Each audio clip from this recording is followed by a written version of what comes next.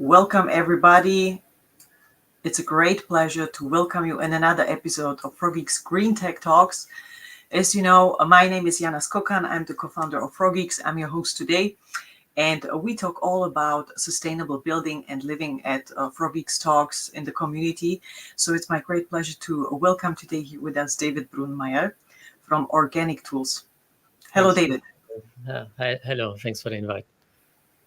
Very welcome. It's my great pleasure because, all around green living and also building. I mean, this is where we come from. But living is many times the more we learn about climate, the more we learn about climate change.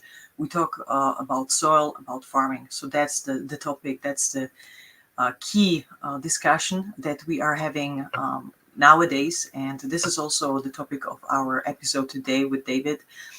David's company, he's also the co-founder of Organic Tools, looks to provide appropriate technical solutions for bio-intensive agroforestry farmers with the goal to conserve ecologically valuable environments through cost effectiveness. Now, that's a large statement, but in small, I mean, maybe you can tell us a little bit more, David, from your side.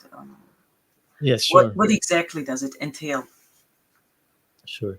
So my background is I started farming, organic farming in particular, and with a focus also on agroforestry, as this was a topic which really interested me already in early on, as I really appreciate beautiful cultural landscape where you have trees and diversity on farms. So I was never interested really in large scale mono lands. And I also lived in Romania for 2 years, where you still have a very small scale farming structure, and where you can see, I mean, you can also see the hard work, what it also means, but you see so much more biodiversity, and the food tastes great, and you have honey, which basically where you can taste the whole landscape and all the flowers and beautiful stuff what is growing out there. And so I have this interest in organic farming and in cultural landscape. And so the idea was with our company Organic Tools, how can we support the farmers who are doing this kind of farming already? And so in Austria, Germany as well, Switzerland, we have a lot of this, like we lost 90% of these orchards, but there's still these traditional orchards, traditional forms of agriculture, of agroforestry, where you have fruit trees for production, nut trees, which are basically used for cider, juice, and processing. And almost 2/3 of the fruits were not used because it's so much work to pick up the fruits and also the nuts. Yes. So the idea was how we could build an appropriate machinery, appropriate tool for these farmers to make the harvest easier and not so much pain, because it's if you do it manually, you need to bend down and pick it up by hand, which is really hurts your back. And the larger machines are just too expensive and don't really make sense for this farm structure, because they were invented and designed for more large scale cider farmers or large scale cider production. And so we started with this fruit cat, and we were on the market with it since 6 years. Sold around 1,700 pieces, and it really showed that with an appropriate solution, you can address certain issues what farmers have and make their life and work easier. And we really heard also from the feedback that now the kids, because of course you have a lot of these family farms, and now the kids really like to harvest with the machine. Before, they didn't want to come for apple picking because it's so much hard work. And now you also have this generational thing where you have older generations from older people who are still able to do the work with the machine, to younger people who are also introduced to this form of tree crop farming, to this form of agroforestry. And so these trees are not just a pain, what you can't use, but you can really make great products out of them and use the fruits which otherwise would be wasted. Well, I mean, it's not a waste because it goes through the process of composting and being back in the soil, but still you can use the fruits and make great products out of them, and then you still can put back the rest, what remains after the fruit press, back to the soil through a compost process. So you have an added value out of the orchard, what otherwise is just there. Absolutely, got you. And so this is a perfect bridge, actually, also to everybody that is either having a farm personally, or is doing it on a commercial base, that they are, as you said, also maybe producing something or selling it on their, we call it here in German, Bauernhof, or they have a small farm, where they sell some of the home or house or handmade products, or whatever you call that. So it's an excellent tool for that. So, and also, looking at the base, at the movement of regen farming now, it's a massive topic. We know the problem with, I don't know, some sources say 60, some 70, some sources say 97% of the soil is degraded. So we know there is a large push and need for being more regenerative. So where do you see this future? I mean, we know there is a need. We know we are in a kind of, situation where the structure, the system is set up as it is. You said a large scale in favor, or preferred option, or centralized option for food farming. Where do you, what is your perspective on the future of farming? How do you see it will develop, or maybe you also wish or aspire for? Yeah, for me, the journey was really looking into a future. I wanted to look backwards first, and I was really looking for the farming system which are more indigenous to our bioregions, and in this case, Austria, where I'm based to. And basically, the last hundreds of years, our landscape or agriculture was also very much connected to agroforestry, which is a kind of now you have modern agroforestry systems as well, and it's a part of the toolbox in the regenerative farming. And also this traditional agroforestry shows us a lot about how landscape can look like if it's healthy, and what this also means of biodiversity, of resilience, of planting water, basically, if you plant trees, of conserving the soil, and reduce erosion, or the risk of erosion. So from my point of view, I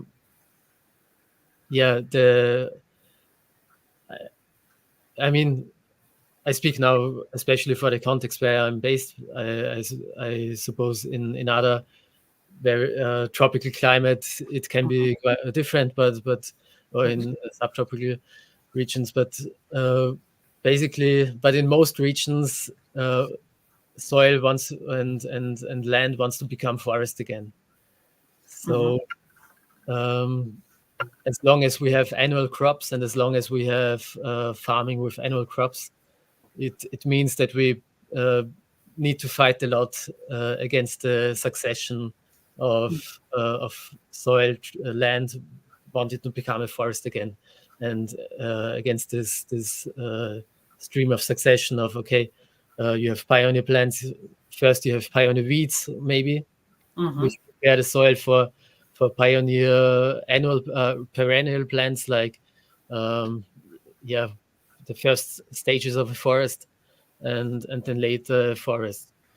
So I'm really very much fan of this form of syntropic agriculture, syntropic agroforestry, where you also design systems based on succession. So you look already on, you just design the system as it can develop over the stages and over the years. Mm-hmm. And so for me, this means also quite a high diversity on the farm, and which can be challenging for production as a production system.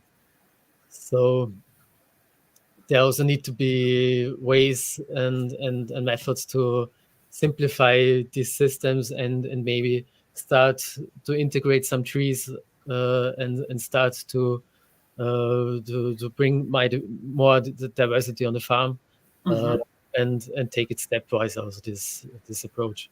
But if I look into a long-term future, I see forests again, or this agroforestry systems again. Wow. Uh, yeah. That is a future that or there that is a vision that I share with you for sure. So this is amazing, and once you have this picture in mind, it's like kind of pulling you towards that. You know, I mean, trying to realize it or to make this happen. So this is amazing, and when because there is apparently also a lot of other more technical solutions, but agroforestry is certainly very interesting, and also this entropic one. Now, many people, and I believe also are kind of getting on the journey of understanding point one, why we need it, why we are in the situation, what kind of challenges. Once you start to move into another direction, you start to have these challenges. How do you mentioned manual labor? I mean, it's more labor intensive. You are more chemical independent, or that's the goal. Or and what are in terms of harvest, in terms of the work? I mean, how do you manage? How do you organize that to be efficient? To be able to process the products for whatever, if you want to do cosmetics, if you want to do food, if you want to do beverage, or whatever is your goal, or even, of course, cleaning products, whatever as possible out of these harvests. Where do you see is the of course not value added, but why are small scale farms so interesting, so important? Why is it kind of the shift? Yes, there are some reasons. A really big reason is energy. Mm-hmm. So we feel it already now that if energy prices increase, you see it very much also through the food system, that there is a lot of energy in the food system, as you Mm-hmm. see it in the prices of the supermarket products then in the end. Mm-hmm. And so just to give some numbers, our current food system needs around 10 calories of energy input Mm-hmm. to get 1 calorie of energy output. So it's highly energy negative. Mm-hmm. And there you need to calculate everything from producing the tractor until uh, having all the inputs for the farm, having the transport within the food system until it reaches the shelf, and then you also have maybe food waste. So in the end, it's really, it's an energy negative food system. If you compare it with aquaponics, these are even worse. So you have there 20, well, you need 20 to even 50 calories of energy input to get one energy output. And small scale, also traditional farming systems, uh, traditional small scale farming systems, and also modern bio-intensive farming systems like market gardening, for example. These are systems which can be energy positive. So uh, you put labor in, you put work in, but in the end, you get more energy output in form of calories, in form of food, than you put energy in. So this is regenerative, Mm-hmm. basically. So, uh, and from my perspective, we need to get there also on a food systems level to be regenerative, not just on a farm level, not just on a soil level, uh, because now um, as soon as we have also some misunderstanding around regenerative agriculture, and also the big agrochemical companies try to co-opt the term and say, okay, as soon as you are producing chemical no-till, you are regenerative. And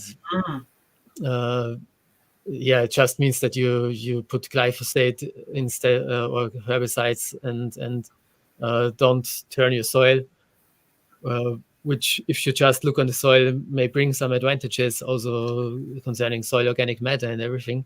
But in the end, it's not a regenerative farming system and food system, at least. Yeah. And so one part is energy, one part is also yield.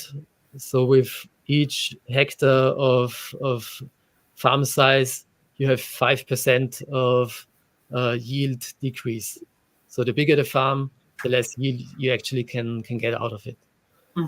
So if you compare it to, if you have a 30-hectare farm, which is still pretty small compared to 1-hectare market garden, you have 5x more yield in a market garden and produce more output in form of food and compared to a bigger farm.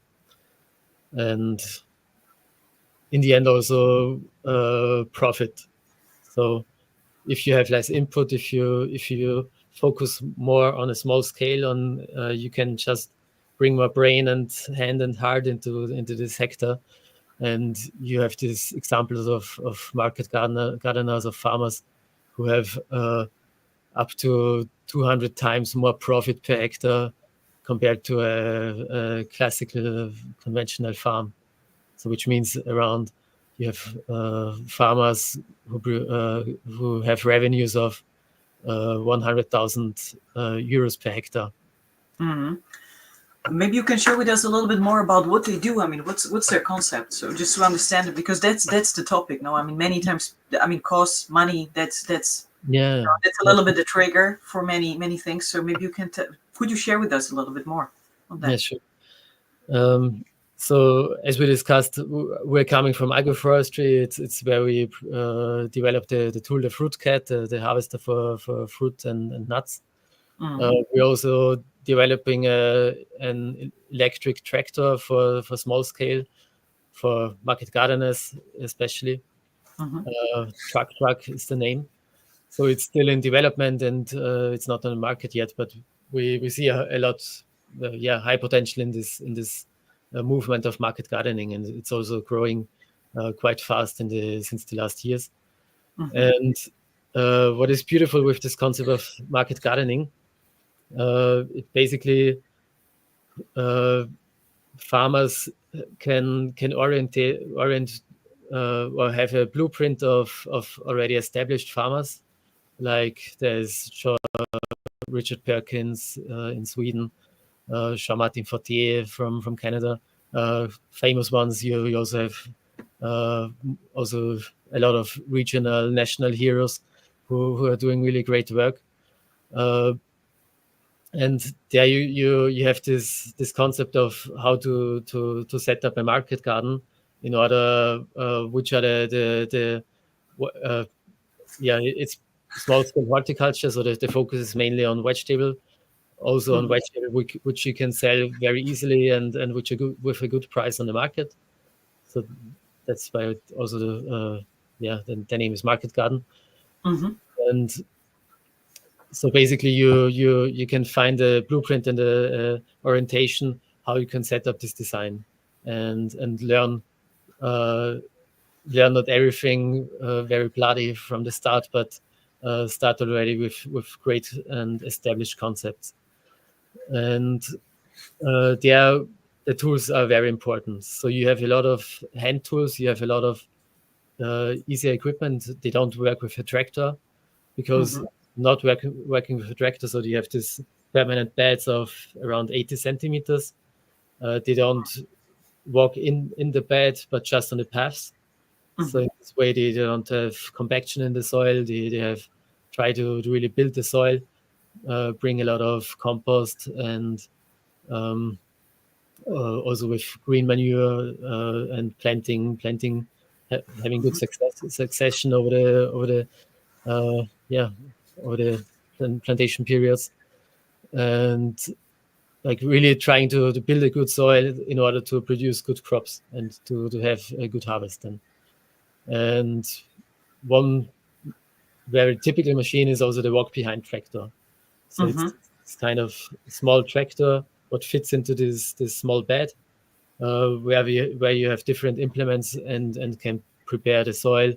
They also try to not turn the soil, so making very shallow soil work or soil preparation. And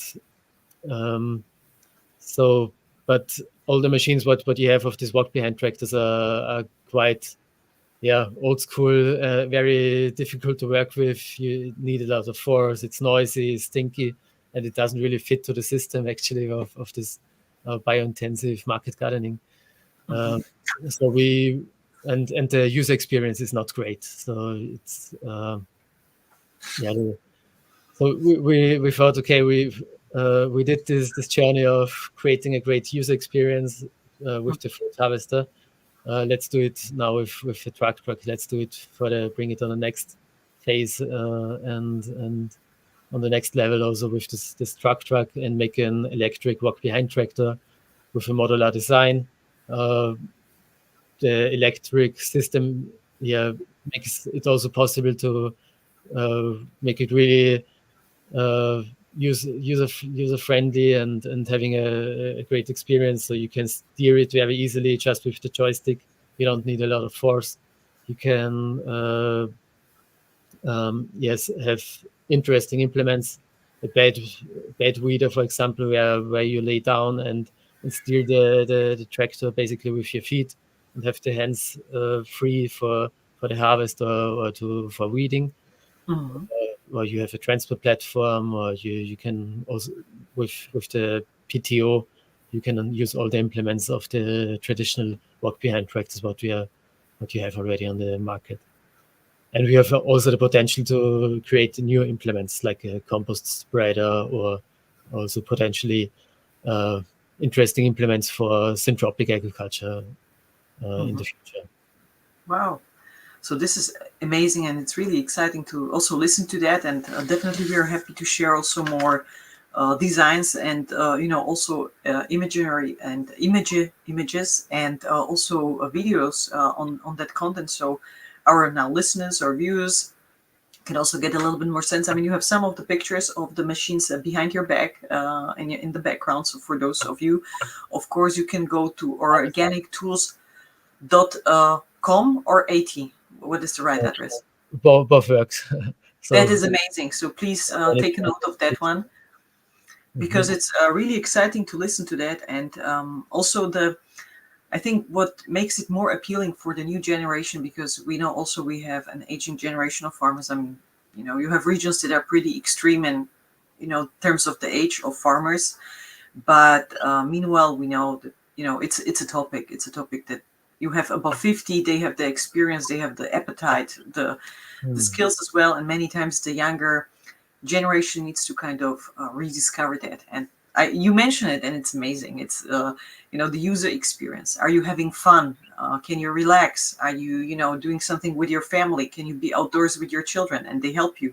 So this is a big factor. And for small scale, maybe even family businesses, they have a large garden, they want to do something, they don't manage their harvest, or they cannot manage their harvest on their own, just producing something for you.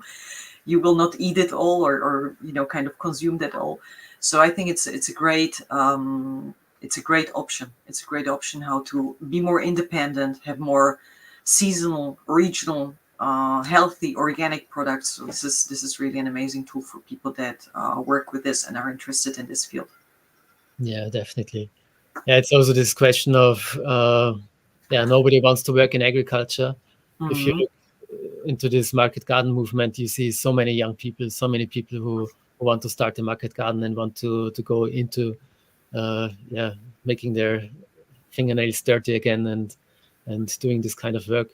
So it's more a question of access to land, and how could it be possible also to make it making land again available for people who want to do farming, who want to go into the countryside and starting rural life and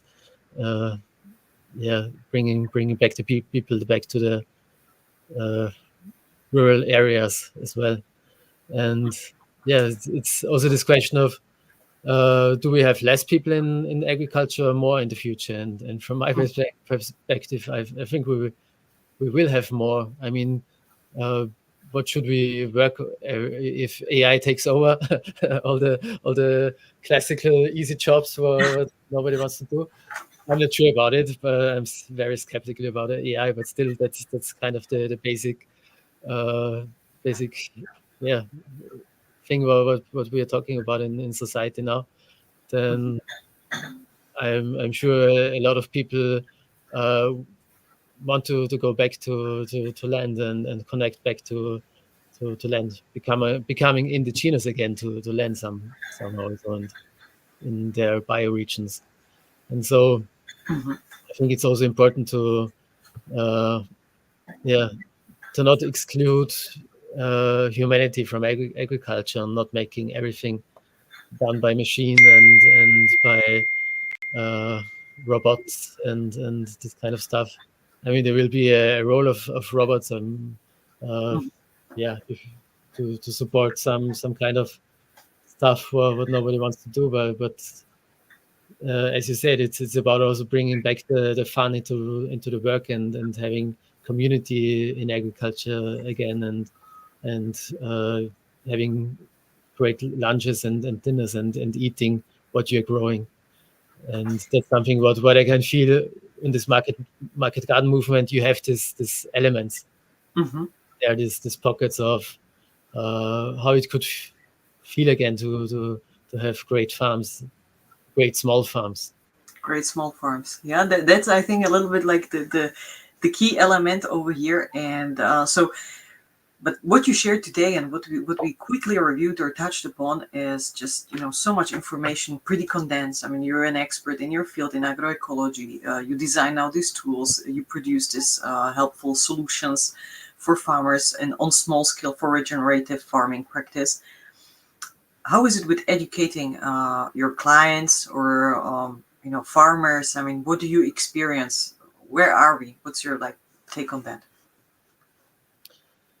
Yeah, that was also a reason actually why me and my co-founders decided to start with organic tools and build hardware, even if it's really hard and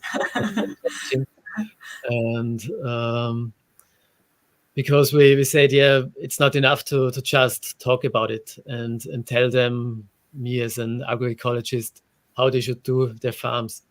I don't know enough about maybe their realities and why they do certain things like they do it.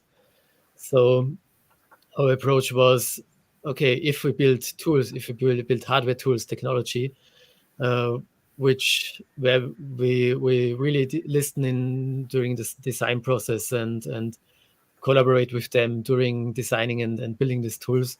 In a way, we are creating solutions or approaches how they can work or do the job in their field where we see it makes sense also from a biodiversity perspective, from a regenerative perspective, and also for them concerning how the work is done in the end, because somebody needs to do the work. And without tools, farmers very much depend on tools because like some generations ago, they had a lot of people and had huge families who are doing the work.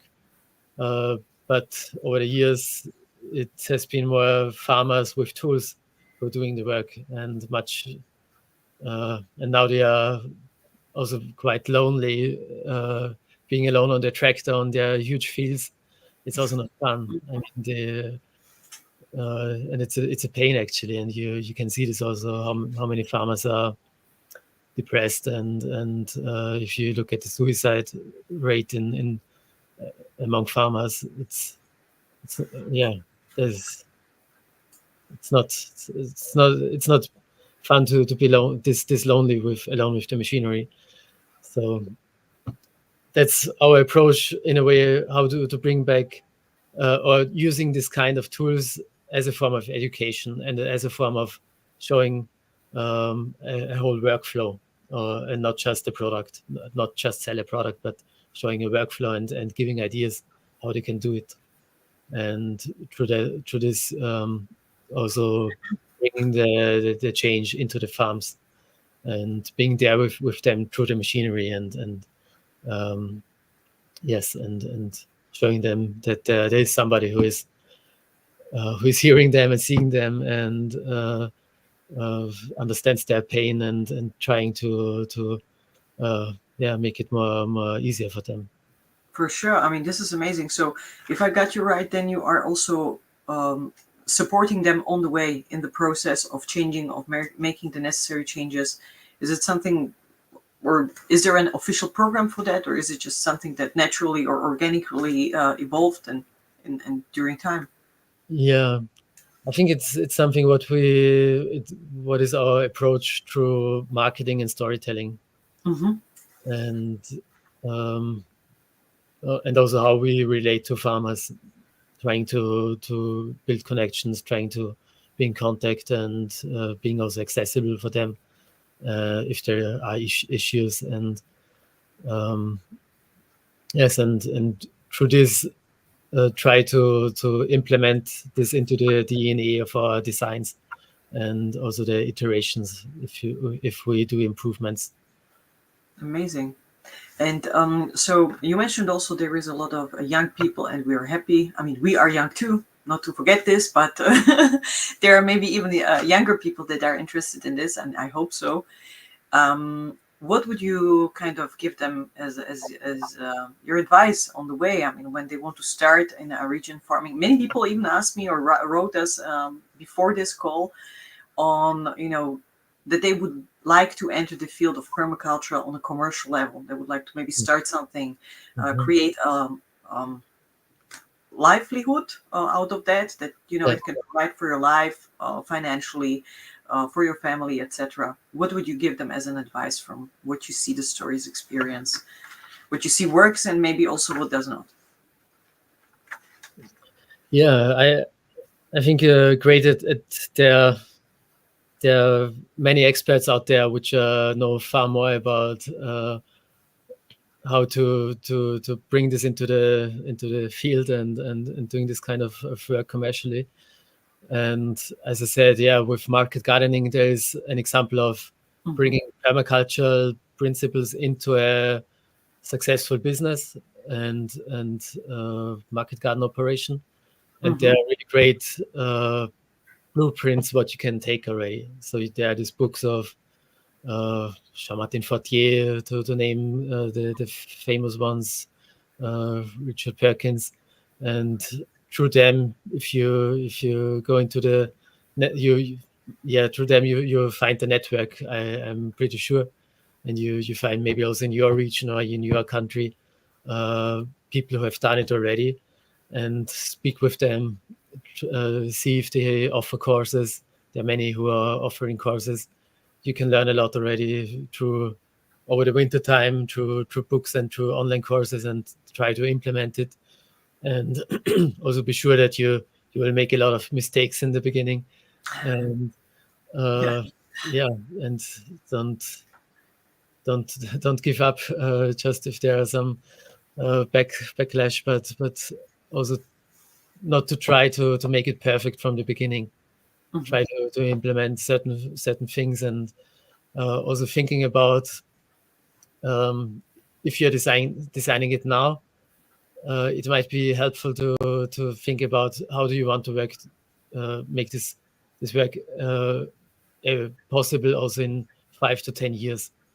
Because what you see now is also that a lot of people are starting very motivated and try to really having a lot of energy and doing everything, turning the garden by hand maybe even, and doing everything by hand.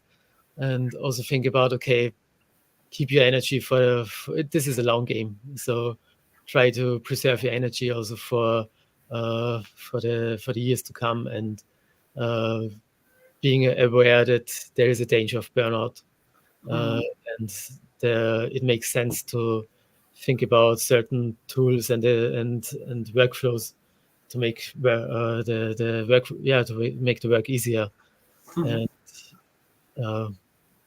not maybe also don't be shy to invest. Also, if you want to do it, then don't be shy to invest and make it so that the garden works for you and not that you work for the garden. That's cool. That's cool. I mean, this is the kind of, also I believe the idea of syntropic farming or agroecology, that basically you have a system that takes care of itself. No, you just have the periods where now it's harvest time, but the natural cycles work there in. Yeah, I think so. It makes also sense to plant trees already in the beginning, to bring diversity, also to having mulch material, for example, later on, because also for compost you may need some wooden material to have a nice ratio, and so bringing diversity early into the farm already, but also thinking about what do you want to harvest from it, what can you bring to market. So having I mean, a balance of. There are many things that come, to my mind when we now talk and have this conversation, because there are also many of this pretty attractive, and I believe we are also approaching towards the end of our time today, of the conversation today. So once again, I mean, for all of those or all of you that are interested in regen farming, I would like to invite you to visit organictools.com or .at for German speaking, or based in Austria. It's a very handy location for you to visit that if you're interested to elevate or to make it easier for you to farm or to take care of your farm or of your landscape, and use the produce that you have there. Yeah. You also find a lot of you find a lot of videos on our social media channels, Instagram, YouTube, LinkedIn. Not so much yet, but we will also put there. It's a great resource. Absolutely, you're right. Super. Thank you so much for sharing. And also, you mentioned this tropical landscape. I mean, how much adaptable are the tools, or can you use them in any ecosystem, or do you see any differences over there? Actually, we did a project where we really wanted to know it and tried our harvester in Ghana on cashew nuts and shea nuts. And what I learned there, it can be so different. So the context is so important. And for our harvester, for example, it works best if you have soil, if you have a grass, and if you harvest from grass. If you have soil, then you also get dirt and stones and everything into the box. So it's not so much fun anymore. So with the harvester, I would need to see the area where it can be used. We have requests. We have even requests for passion fruit, for example, from Brazil, and for cashew nuts, which is also harvested from the ground. And so we try not to force them into a sales. We really quite start skeptical, and if somebody really wants to try it out, maybe we find a solution. But it's something where I learned now over the years that the machinery, appropriate machinery, is also context specific. So, and in a way, we designed our harvester for bioregional or for our bioregions, where you have grass and drops, which you can pick. With the truck, it can be more open as it's more modular from the design, and you can have this basic system of permanent beds, 80 centimeters. This you can do in any soil maybe, and then you have different implements what you can use. So this we also maybe this can be interesting, also more international, and also the movement is much more international. And sometimes it's also a product design opportunity or innovation opportunity. There are projects, there are landscapes, there are farmers that may need it or be interested in kind of looking at the detail. And when there is a solution that works for another ecotype, maybe with some adaptations, it's suitable also elsewhere. Yeah, that's true. There are so many opportunities for designing great stuff. Mm-hmm. The biggest challenge is funding. So it's Challenges funding. Mm-hmm. it's so expensive to develop a machine, and it's a long game. You need years. You don't have so fast iteration what you use maybe in software, Mm-hmm. and also to build hardware it's much more expensive, and to develop it even more.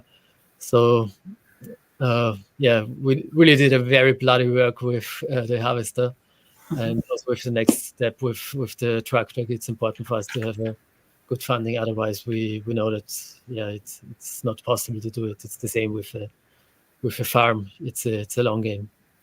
Got you. So I mean, also back to your words when you mentioned you can learn a lot in winter. Be a good farmer. Use the time and kind of make something out of that in the time that you have maybe less or more to do, depending on the season. And yeah, what would be the kind of final closing from your side? What is happening next, or where can people find you, see you, where you have maybe presentations of the tool, where they can maybe test or pilot some of the tools that you have? Because I think you have also that option, no? That they can test and try out how that works. Yes. Actually, the people can request for test, and we try to bring them in contact with our ambassadors or with people where maybe in their region is already somebody who has the tool, and so they can try it out directly from another farmer. So this is what we offer with FruitCat. With TruckTrack, we are now in development, so it's something where we also in this phase of we are looking for partners also for FruitCat in order to be able to scale the business. And with the TruckTrack, we are looking for funding. So if there is an investor and likes hardware and is interested and sees this, so feel free to reach out. So it would be great to have a conversation. And if people are interested to work by themselves, have ideas, also reach out on our social media channels or through email. We or register for our newsletter. We will keep you posted, and it's always great to be in contact and in exchange ideas. Absolutely. So this is amazing, and definitely let's share this one. Let's spread the news. And there is always, there is a lot of money that is free, looking for the right space, right spot to be allocated to. So definitely a great point. So would you have any last, reference or thoughts for our audience, David, from your side on regen farming and how to move forward on that one? Yes, as you also said, it's also about living a good life, and so for me, it's really this idea of how can we, as human beings, be again connected to land, but also be a keystone species, and regenerate land and soil and water, and also communities. So in a way, it's also I would really give this question of with all this crisis we are facing now, how in 10, 20 years can look a regenerative life for me, and also how can I build resilience, and how can I build strength in a community, and maybe also in a rural area, in order to having a network, producing food, you don't need to do everything by yourself. I don't believe in this kind of being doing a subsistence kind of doing everything by yourself, but more in bring back the village also, the idea of a nice village, great village, and where you collaborate and help together and build resilience. That's so cool. That's so cool. Thank you so much for sharing your vision, your ideas, your perspective, this amazing tools that you created for a regen farming practice, especially on small scale. And I think it was a super interesting, very insightful conversation today with you. Thank you so much, David, for taking the Thanks time. so much. I really enjoyed it. A great pleasure. And I see you all on the next one. Thank you so much for your time. Bye-bye. Goodbye. Bye-bye.